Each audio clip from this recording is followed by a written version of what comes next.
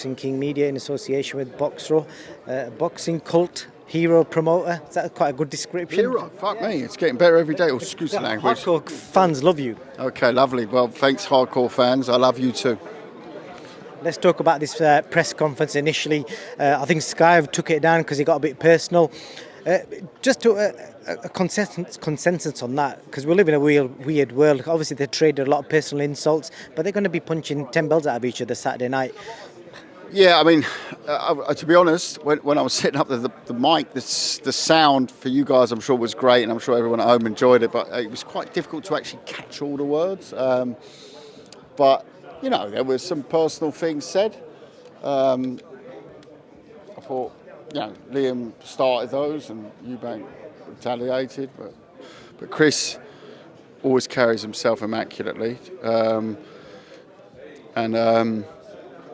You know, I can only comment when I've heard them back about exactly what was said. But what I would say is that's what happens when you rub two polar opposites up. And when I say rub them up, I don't mean that we've done that in a personal way. It's, you know, they simply have had a press conference in London a couple of months ago now, and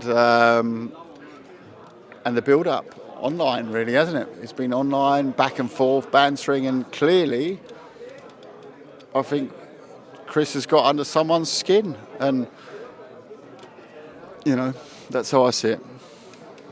How do you see this fight playing out? Because most experts are saying that Chris is going to box on the outside now that he's got Roy Jones back in his corner again.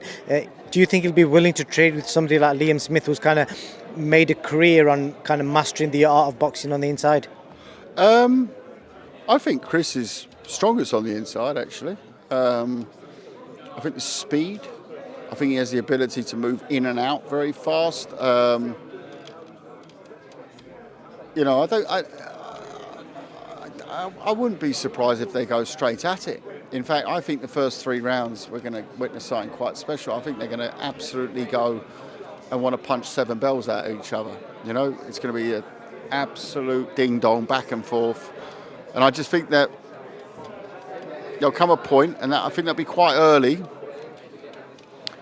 where Smith will start, not to tire, but, you know, lose a few percentage points, let's say, in terms of being at full fitness from the first bell. And when that starts to happen, what happens is the speed will take over. And it will be a battle of that. And Liam's got a lot of plus points, a very good boxer, Liam. One of his negatives, I would say, is his speed. And I think that at the beginning won't be so noticeable, but after 3-4 rounds, I think that will start to kick in. And then, you know, first the punch, multiple punches, quick counters. You know, I think that's sort of my prediction. That's why I believe that, you know, Eubank Jr. stops him in the later rounds. Do you think it's a masterstroke from Chris that now that the fans, if you look at the online trends, it's amazing how many fans are actually liking him now, because they used to kind of, you know, you see the comments used to be negative, but now everyone's like, I love this side of Chris Eubank, but really it's been the same. I'm sure they're not too positive in Liverpool today, but apart from Liverpool, no, I think, you know,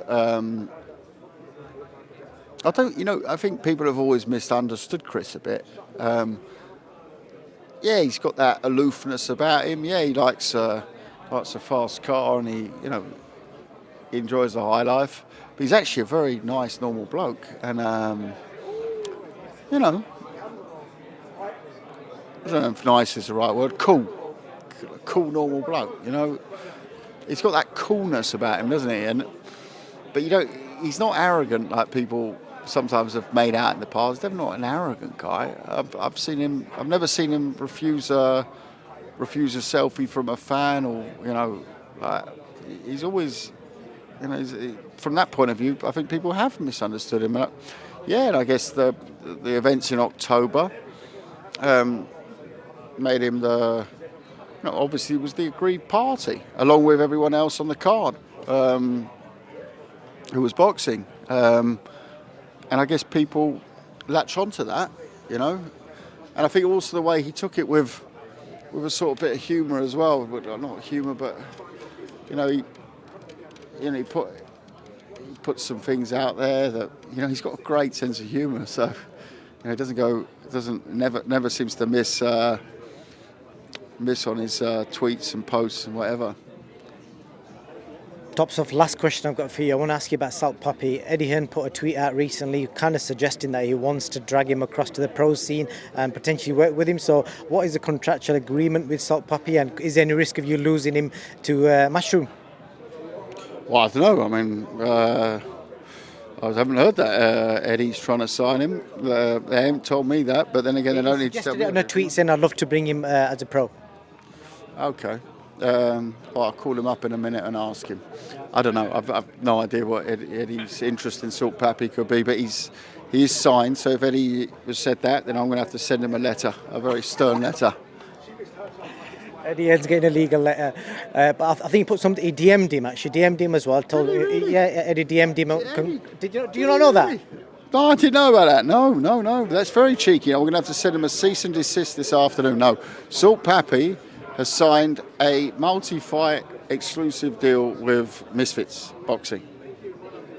And Eddie Hearn's getting a legal letter, but we are joking if Eddie's listening. But yeah, he DM'd him, congratulated him on his win, and then I think he put a tweet or Instagram post out saying he'd love to bring him across as a professional.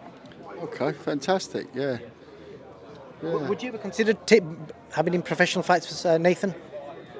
For who? For Salt PAPI, that's his real name. For what, professional fights with him? Just to sit down with him. I mean, look, at the end we've seen a couple of quick knockouts, yeah?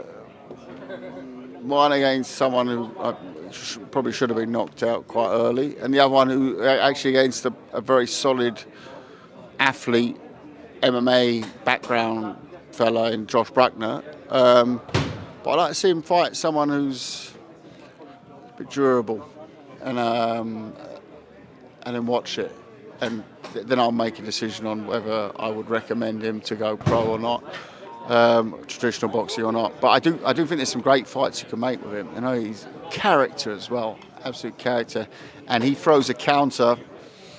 You know, Sonny Edwards called it. He told me he's a ringer, and I think Sonny might be right. Boxing cult hero promoter Kalle Sauerland, thank you for your time. Thank you very much, mate. Nice one.